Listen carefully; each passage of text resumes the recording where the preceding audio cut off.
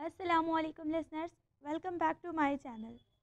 آج ہم ایک نیو لانگ ناول سٹارٹ کر رہے ہیں جس کا نام ہے بن روئے آنسو، جس کی رائٹر ہیں میری فیوریٹ رائٹر فرحت اشتیاق۔ اور اس ناول کو شروع کرنے سے پہلے ہم پڑھنے والے ہیں اس کا انٹروڈکشن پیج۔ اس پیج کو سننے کے بعد آپ کو اندازہ ہو جائے گا کہ ناول کس ٹائپ کا ہے۔ تو چلیے سٹارٹ کرتے ہیں اپنے ناول کا introduction page. Novel name is Bin Roye Aansu, story of Saba, Saman and Irtaza, love triangle based, cousin marriage based, after marriage based, second marriage based, so many twists and turns, emotional and romantic novel with happy ending۔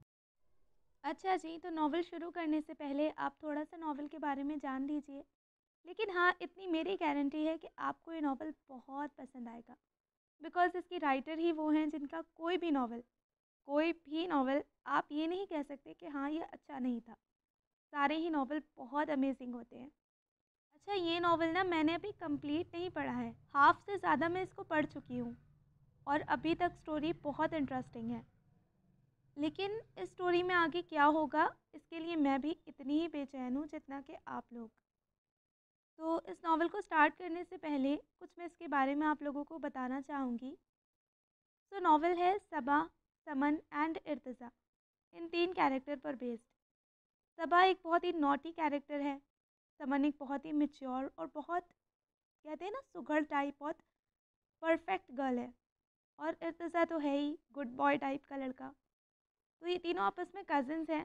اب ان کی لو story کیسے start ہوتی ہے، ان کے ساتھ آگے کیا ہونے والا ہے، اور اس ناول میں بہت سارے ایموشنل اور بہت ہی سیڈ سینس بھی ہیں، لیکن ہاں اینڈنگ میں نے ابھی پڑھی تو نہیں ہے، بٹ میں کہہ سکتی ہوں کہ فرحت اشتیاق کے باقی تمام ناولز کی طرح اس ناول کی اینڈنگ بھی ہیپی ہی ہوگی۔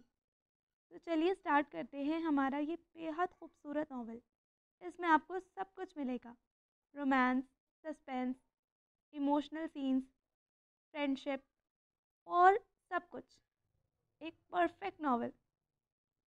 تو چلیے سٹارٹ کرتے ہیں ہمارا آج کا ناول۔ پھر اس نے اس گھر میں قدم رکھا جس میں وہ زندگی میں دوبارہ کبھی آنا نہیں چاہتی تھی۔ پھولوں سے بھرا وہ خوبصورت لان بہت سونا اور خاموش لگا تھا اسے۔ سنو، وہ کہاں ہے؟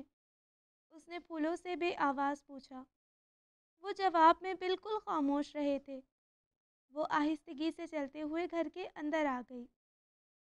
پہلے سارا گھر تو دیکھ لو، تم دیکھ کر حیران رہ جاؤ گی، میں نے اسے اتنی اچھی طرح سجایا ہے۔ اس کے بالکل قریب ایک آواز ابھری۔ اس نے چونک کر اپنے دائیں بائیں دیکھا، وہاں کوئی بھی نہیں تھا۔ وہ اس گھر کے انٹیریئر پر نظریں دوڑا رہی تھی۔ وہاں سب کچھ ویسا ہی تھا، کہیں کوئی تبدیلی نہیں تھی، ہر چیز اسی طرح اپنی جگہ پر موجود تھی۔ جو کچھ جب تھا وہی سب کچھ اب بھی تھا، لیکن پھر بھی وہاں سب کچھ ویسا نہیں تھا۔ وہاں ایک کمی تھی، بہت بڑی کمی، سب سے بڑی کمی۔ وہ اپنے قدموں کو گھسیٹتے ہوئے لاؤنج سے نکل کر ڈائننگ روم میں آئی تو پیچھے لاؤنج سے ایک آواز آئی، کبھی کبھی مجھے ڈر لگتا ہے، محبت کے کھو جانے کا ڈر، اس کے چھن جانے کا ڈر۔ پتہ نہیں محبت اتنی وہمی کیوں ہوتی ہے۔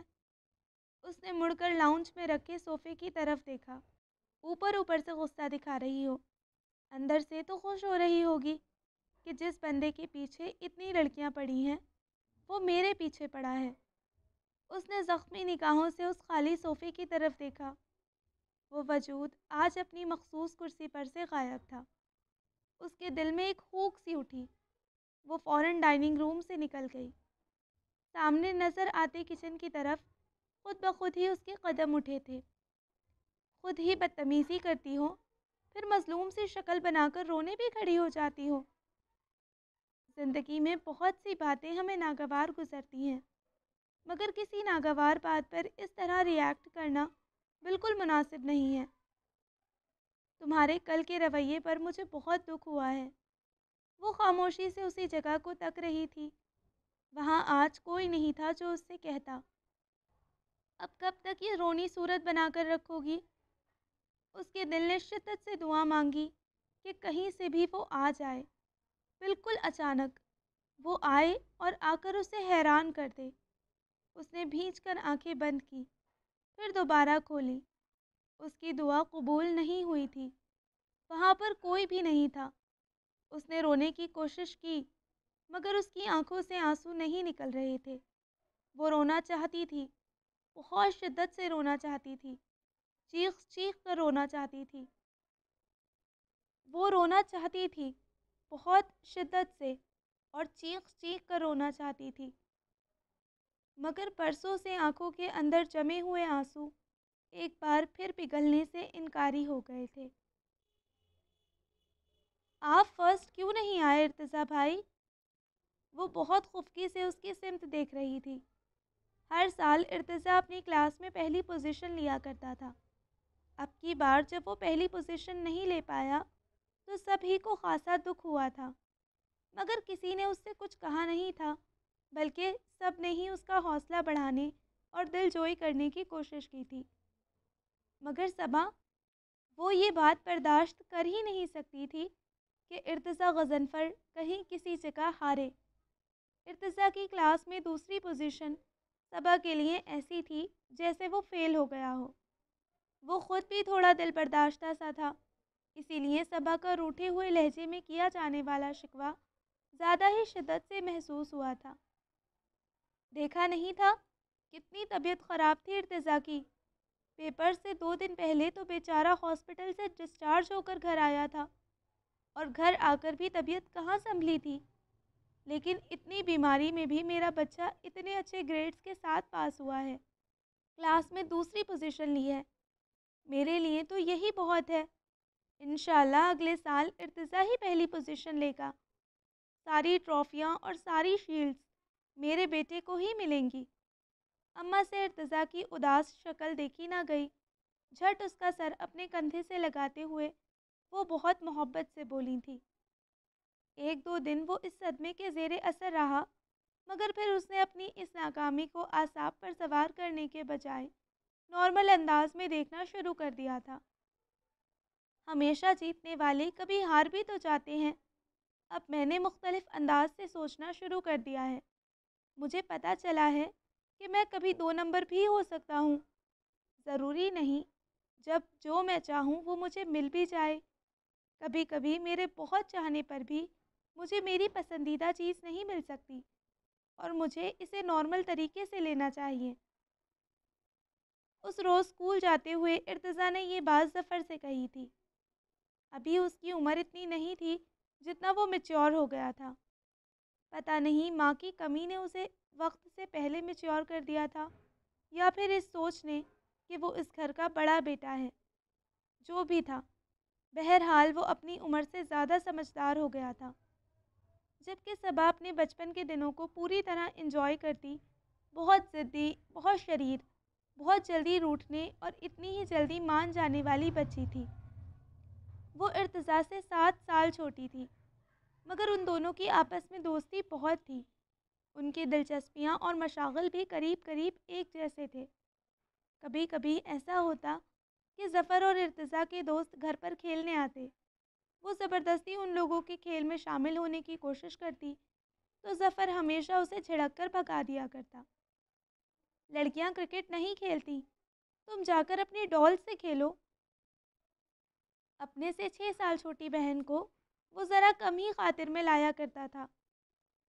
وہ منہ بسورتے ہوئے ارتضیٰ کی طرف دیکھتی تو وہ اس کی آنکھوں میں آنسو دیکھ کر ظفر کو ٹوک اسے کھیل میں شامل کر لیا کرتا۔ ظفر اور باقی دوست منہ بناتے ہوئے اس نادر شاہی حکم کو سنا کرتے۔ ارتضیٰ کا اس کے ساتھ بڑا شفقت بھرا، دھیما اور بزرگانہ انداز ہوا کرتا تھا۔ کبھی اگر ظفر کسی بات پر صبا کو سخت لہجے میں کچھ کہتا یا ڈانٹ ٹپٹ کرتا تو ارتضیٰ فوراً اسے ٹوکتا۔ ابھی وہ چھوٹی ہے ظفر، کیا ہو گیا اگر اس نے تمہارا پین لے لیا؟ استعمال کر کر رکھ دے گی۔ وہ اپنی حمایت کرنے پر ارتضیٰ کی طرف مسکراتی نظروں سے دیکھنے لگتی۔ لیکن صبا، یہ بہت بری بات ہے۔ بغیر پوچھے کسی کی چیز نہیں لینا۔ تمہیں اگر پین اچھا لگ رہا تھا، اس سے لکھنے کا دل چاہ رہا تھا تو تم ظفر سے پوچھ کر لیتی۔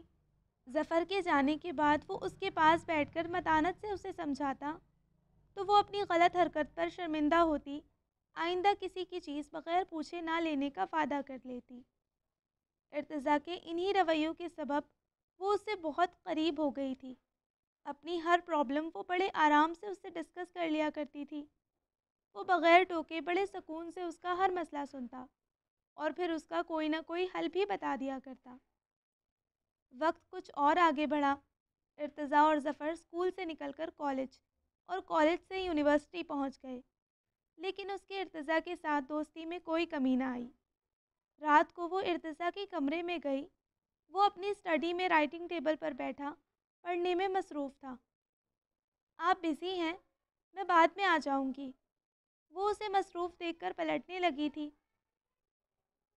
ایسا کوئی خاص مصروف نہیں ہوں، بس صرف آج کے لیکچرز پر ایک نظر ڈال رہا تھا۔ پوچھو، کیا پوچھنا ہے؟ ارتضیٰ نے فائل بند کرتے ہوئے اسے جانے سے روکا۔ آپ یونیورسٹی میں جو کچھ پڑھ کر آتے ہیں اسے اسی روز یاد بھی کر لیتے ہیں؟ وہ اس کی کرسی کے ہتھے پر بے تکلفی سے اس کے کندھے پر ہاتھ رکھ کر بیٹھ گئی تھی۔ وہ اس معصومانہ سوال پر بے اختیار قہقہا لگا کر ہنس پڑا تھا۔ آپ ہنسے کیوں؟ اسے اس کا ہنسنا برا لگا تو وہ منہ پھلا کر بولی، بس یوں ہی، یونیورسٹی کی ایک بات یاد آ گئی تھی۔ ہاں پوچھو، تمہیں کیا پوچھنا ہے؟ وہ چہرے پر سنجیدگی لاتے ہوئے بولا تو اس نے جھٹ اپنا جرنل کھول دیا۔ مجھے نیوٹن کا یہ لاء سمجھ میں نہیں آ رہا۔ For every action there is an equal and opposite reaction۔ ہر عمل کا مساوی اور متضاد رد عمل ہوتا ہے۔ بڑی سیدھی سی بات ہے صبا، خواہ نیوٹن نے اپنا نام کیا ہے؟ یہ بات تو کوئی چھوٹا سا بچہ بھی بتا سکتا ہے۔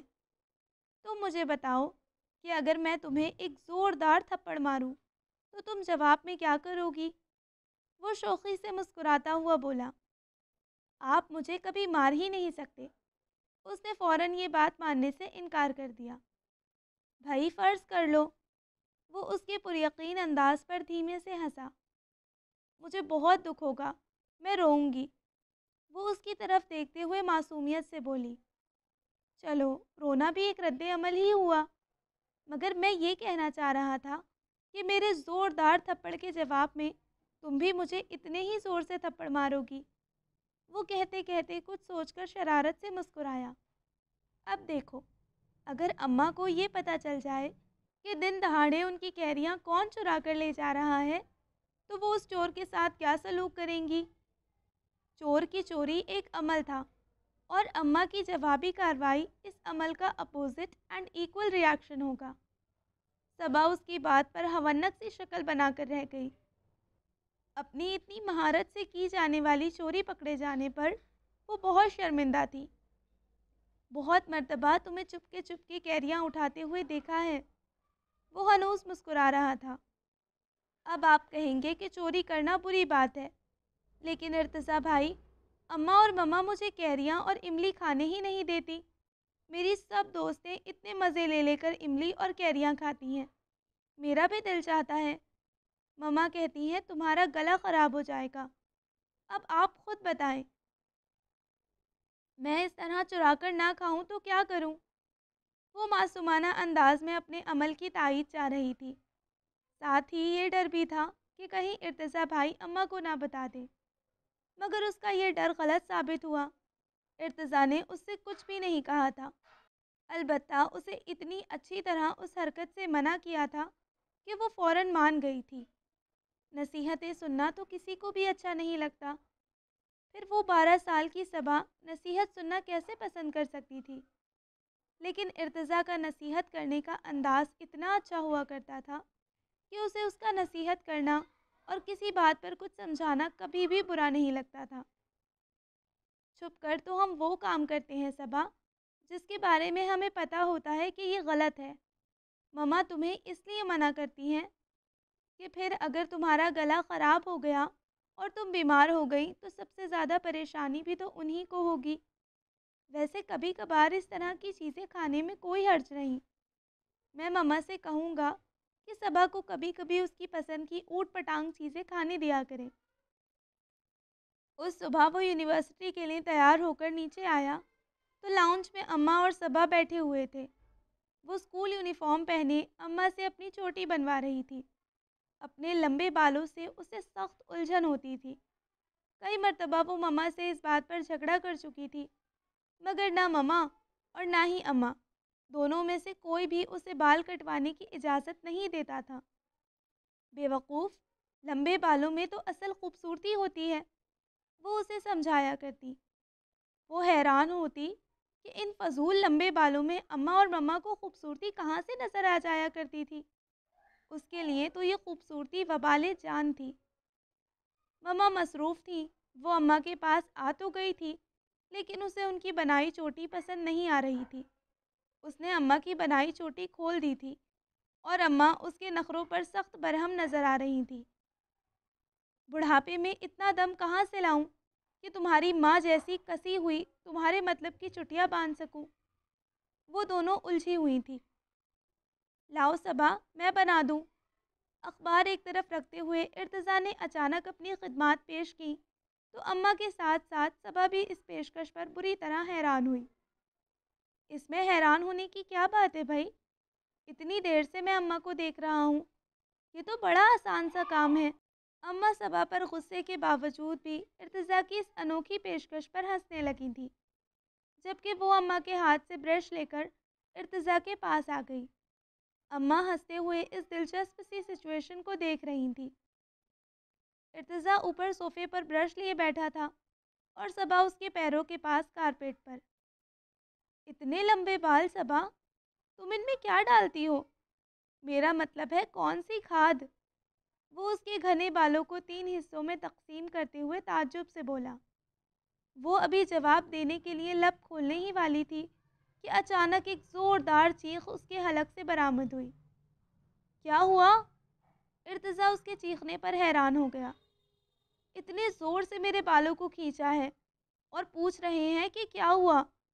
اس نے گردن موڑ کر شکایتی انداز میں کہا۔ ابھی تم خود ہی تو اماں سے کہہ رہی تھی کہ بالکل ٹائٹ سی چوٹی بنائیں۔ ہاں، لیکن یہ تھوڑی کہا تھا کہ بالوں کو جڑ سے ہی اکھاڑ دیں، وہ جواباً ناراضگی سے بولی۔ اب ٹھیک ہے، اب تو تکلیف نہیں ہو رہی؟ اس نے بالوں کو ذرا ہلکے ہاتھ سے پکڑتے چوٹی میں پہلا بل ڈالتے ہوئے پوچھا۔ صبا نے نفی میں گردن ہلا دی۔ ہائے، یہ کیا ہو رہا ہے؟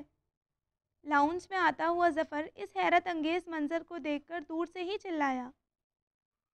صبا کو اماں کے ہاتھ کی چوٹی پسند نہیں آ رہی تھی، اس لیے تم نے صبا کے ہیئر سٹائلسٹ کی ڈیوٹی سنبھال لی۔ ظفر نے اس کا جملہ کاٹتے ہوئے برجستہ کہا۔ بات کرتا ہوں میں آج بابا سے، کہوں گا آپ ناحق اکلوتے بیٹے کی تعلیم پر پیسہ خرچ کر رہے ہیں۔ وہ موصوف تو مستقبل میں بیوٹی سیلون کھولنے کا ارادہ رکھتے ہیں۔ ارتضیٰ اس کے مذاق اڑانے پر برا مانے بغیر اپنے کام میں مشغول رہا۔ تھینک یو ارتضیٰ بھائی، اتنی اچھی طرح کس کر چوٹی باندھی ہے آپ نے۔ اب سارا دن میرا آرام سے گزر جائے گا۔ ارتضیٰ نے 7-8 بل دے کر بال اس کے حوالے کیے تو وہ جلدی جلدی چوٹی میں بل ڈالتے ہوئے بولی۔ اب تو میں روزانہ آپ سے ہی چوٹی بنوایا کروں گی۔ اپنی کمر سے بھی نیچے آتی ہوئی چوٹی کو باندھتے ہوئے اعلان کیا تو ارتضیٰ کانوں کو ہاتھ لگاتے ہوئے بولا۔ نہ بابا نہ، آئندہ کے لیے سوری۔ اور اپنے ٹیلنٹ کا مظاہرہ کرو ان محترمہ کے سامنے۔ اب مشکل ہی ہے کہ یہ بلا تمہارا پیچھا چھوڑ دے۔ وہ اپنے لیے بلا کا لفظ سنتے ہی ظفر سے لڑنے مرنے پر تیار ہو گئی تھی۔ یوں ہی لڑتے جھگڑتے وہ لوگ ناشتے کے لیے ڈائننگ روم میں آ گئے۔ آج تو ہماری مما صبح ہی صبح بڑی خوش نظر آ رہی ہیں۔ ظفر نے پتہ نہیں کس بات سے یہ اندازہ لگایا تھا۔ بہت صحیح اندازہ لگایا ہے آپ نے برخوردار، ڈیڈی نے مسکراتے ہوئے کہا۔ انس کا رات فون آیا تھا، وہ لوگ اگلے ہفتے پاکستان آ رہے ہیں۔ ڈیڈی نے اب کی بار اماں کو مخاطب کیا تھا۔ مما کی بے تحاشا خوشی کا سبب صبا سمیت سبھی فوراً سمجھ گئے تھے۔ انس ماموں آ رہے ہیں، یعنی کہ سمن پاکستان آ رہی ہے۔ اس نے دل میں بے حد خوشی محسوس کرتے ہوئے سوچا تھا۔ سال ڈیڑھ سال میں وہ لوگ پاکستان کا ایک چکر ضرور لگایا کرتے تھے۔ سمن اس گھر کے ہر فرد کے لیے بہت زیادہ اہم تھی، مگر ماما اور ڈیڈی کے لیے وہ باقی سب لوگوں سے کچھ زیادہ ہی اہم تھی۔ اور وہ اہم کیوں نہ ہوتی؟ وہ شفیق علی اور ملیحہ شفیق کی سگی بیٹی تھی۔ اولاد کوئی بانٹنے والی چیز نہیں، مگر بعض اوقات حالات اور واقعات ایسا رخ اختیار کر لیتے ہیں کہ انسان کو بہت سے کام دل نہ چاہتے ہوئے بھی کرنے پڑ جاتے ہیں۔ ملیحہ شفیق کے لیے ان کا بڑا بھائی صرف بھائی ہی نہیں بلکہ باپ کی طرح تھا، جس نے ماں باپ کے مرنے کے بعد بہن کا ہر طرح خیال رکھا۔ اسے کبھی ماں باپ کی کمی محسوس نہیں ہونے دی، اور پھر جب بہن کی شادی کا وقت آیا تو اس کے لیے ایک بہترین گھرانے اور بہترین شریک سفر کا انتخاب کر کے اپنے سب فرائض بڑے احسن طریقے سے ادا کر دیے۔ شفیق علی انس کے بہت قریبی دوست تھے۔ چہیتی بہن کی شادی اپنے عزیز ترین دوست سے کر کے انہوں نے دوستی کے تعلق کو رشتہ داری میں تبدیل کر دیا۔ خدا نے ملیحہ کو جتنا اچھا بھائی دیا تھا اتنی ہی اچھی بھابھی بھی دی تھی۔ ہر کسی کے دکھ درد میں کام آنے والی، بڑی ملنسار اور خوش مزاج، مگر نہ جانے رب کی اس میں کیا مصلحت تھی کہ وہ دونوں محبت کرنے اور محبت بانٹنے والے لوگ اولاد کی نعمت سے محروم تھے۔ کوئی امید ہو تو انسان دعائیں مانگے، معجزوں کا انتظار کرے، وہاں تو کوئی امید بچی ہی نہیں تھی۔ پہلی پریگننسی میں ہی کچھ ایسی پیچیدگی ہوئی کہ اب وہ دوبارہ کبھی ماں نہیں بن سکتی تھی۔ یہ بہت بڑا صدمہ تھا، ان کی برداشت اور حوصلے سے بھی بڑا۔ وہ ہر وقت روتی رہتی، شوہر کی تسلیاں، دلاسے، سب انہیں بےمانی لگا کرتا۔ ان کی حالت دیکھتے ہوئے ڈاکٹرز نے انس کو یہ مشورہ دیا کہ وہ کوئی بچہ گود لے لے۔ انہیں خود بھی اولاد کی بہت خواہش تھی، بیوی سے بھی بہت محبت تھی، مگر اس سب کے باوجود بھی کسی پرائے بچے کو اپنا بچہ بنانے کے لیے وہ کسی طور راضی نہ ہوتے تھے۔ ملیحہ بھائی اور بھابھی کے اس غم پر بہت دکھی ہوتی تھی۔ ان کا بس نہیں چلتا تھا کہ کس طرح وہ اپنے جان سے پیارے بھائی کی زندگی سے اس کمی کو دور کر دیں، اور ایسے ہی ایک جذباتی سے لمحے میں وہ بھابھی سے وعدہ کر بیٹھی تھی کہ اس بار ان کے یہاں بیٹا یا بیٹی جو بھی ہوا وہ اسے ان کی گود میں ڈال دیں گی۔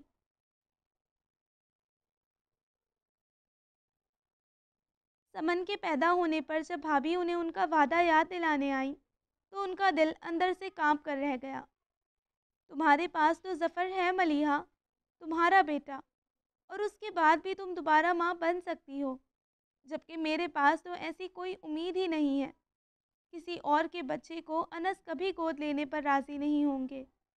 سمن تو ان کی بھانجی ہے، ان کا خون، اسے تو وہ دل و جان سے قبول کریں گے۔ تم مجھے خود غرض سمجھو یا جو بھی، بس سمن مجھے دے دو۔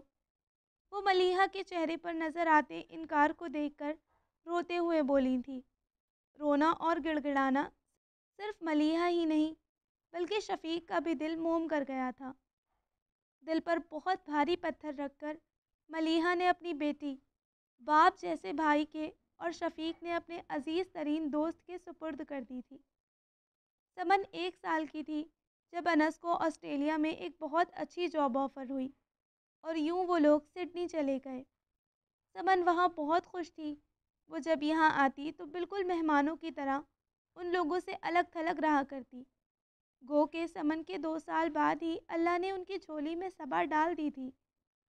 ظفر اور صبا کے ہونے کے باوجود ماما اور ڈیڈی سمن کی کمی بڑی شدت سے محسوس کیا کرتے تھے۔ کبھی کبھی ملیحہ کا دل چاہتا کہ وہ بھائی سے اپنی بیٹی واپس مانگ لے، حالانکہ وہ لوگ اسے کتنے ناز و نام میں پال رہے تھے۔ جہاں وہ قدم رکھتی تھی ان کا بس نہیں چلتا تھا وہاں اپنا دل رکھ دے۔ انس نے 6 سال کی عمر میں ہی یہ بات سمن کو بتا دی تھی کہ وہ اس کے ماموں ممانی ہیں، اور یہ کہ اس کے سگے ماں باپ وہ ہیں جن سے وہ لوگ ہر سال ملنے پاکستان جاتے ہیں۔ ارتضیٰ کے ساتھ ساتھ ظفر اور صبا بھی اس کے لیے کزنز جیسی حیثیت رکھتے تھے۔ صبا نے اپنی بہن کے لیے ہمیشہ ہی دل میں بہت شدید محبت محسوس کی تھی۔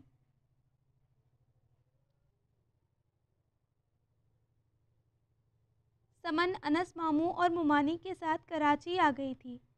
اس کا آنا یہاں سب کے لیے کچھ ایسا ہی تھا جیسے کسی دور دیس کی شہزادی نے ان کے گھر میں قدم رکھ دیا ہو۔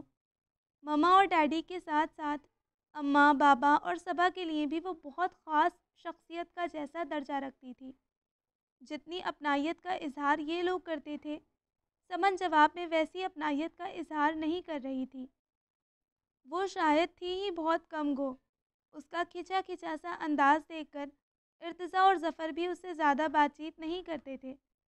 صبا کا البتہ بڑا دل چاہتا تھا کہ وہ سمن کے ساتھ خوب ساری باتیں کرے۔ اتنے فاصلوں اور دوری نے ان کے درمیان بے تکلفی اور اپنائیت پیدا نہیں ہونے دی تھی، لیکن ان کا آپس میں جو رشتہ تھا وہ تو ایک اٹل حقیقت تھی۔ صرف لڑائی جھگڑوں میں ہی تیز ہے ہماری صبا، یا پڑھائی میں بھی کچھ کارنامے انجام دے رہی ہے؟ اس روز کھانے کی میز پر انس ماموں نے اس سے پوچھا۔ ظفر کے ساتھ ہونے والے اس کے مارکوں اور بقول اماں کے کینچی کی طرح چلتی ہوئی زبان کو دیکھ کر غالباً انہوں نے یہ سوال کیا تھا۔ صبا شفیق ہر کام میں اچھی ہے ماموں، اس نے فخریہ انداز میں جواب دیا۔ انس ماموں اس کے جواب پر ہنستے ہوئے ظفر اور ارتضیٰ سے بھی ان کی پڑھائی کے بارے میں باتیں کرنے لگے تھے۔ مما ان لوگوں کی باتوں سے لا تعلق سمن کے لاڈ اٹھانے میں مصروف تھیں۔ اصرار کر کے وہ بہت مختلف ڈشز اس کے آگے رکھ رہی تھیں۔ سارا سال وہ ان دنوں کا انتظار کرتی تھی جب سمن ان کے پاس ہوتی تھی۔ یہ تھوڑے سے دن کتنی جلدی گزر جاتے تھے، اور اب کی بار تو ان لوگوں کا قیام ہمیشہ سے بھی زیادہ مختصر تھا، کیونکہ سمن کی خواہش پر انس ماموں اسے مصر گھمانے لے جا رہے تھے۔ چند دن کراچی میں گزار کر ان لوگوں کو قاہرہ جانا تھا۔ سمن نے صبا کو بتایا تھا کہ اس نے اپنی ہسٹری کی کتاب میں مصر کے بارے میں کافی کچھ پڑھا ہے، اور اسی وجہ سے اسے وہاں جانے کا بہت شوق ہے۔ اس نے حسرت سے سمن کی طرف دیکھا۔ صرف 14 سال کی عمر میں پتہ نہیں اس نے کیا کیا پڑھ لیا تھا۔ کم از کم صبا کو تو ہسٹری میں قطعاً کوئی دلچسپی نہیں تھی۔ انس ماموں سے باتوں کے دوران ہی بابا نے یہ انکشاف کر کے کہ وہ ارتضیٰ کو آنرز کے بعد مزید تعلیم کے لیے لندن بھیجنے کا ارادہ رکھتے ہیں، صبا کے اوسان خطا کر دیے تھے۔ ایسی کوئی بات اس سے پہلے تو اس کے علم میں کبھی نہیں آئی تھی۔ ارتضیٰ کا انداز بھی ایسا تھا جیسے وہ اس بات سے پہلے سے باخبر تھا، اور یقیناً بے حد خوش بھی تھا۔ وہ کھانے کے بعد اس کے پیچھے پیچھے اس کے کمرے میں آ گئی۔ آپ نے کبھی مجھے بتایا بھی نہیں کہ بابا آپ کو پڑھنے کے لیے باہر بھیجنے والے ہیں، وہ اندر آتے ہی شکایتی انداز میں بولی۔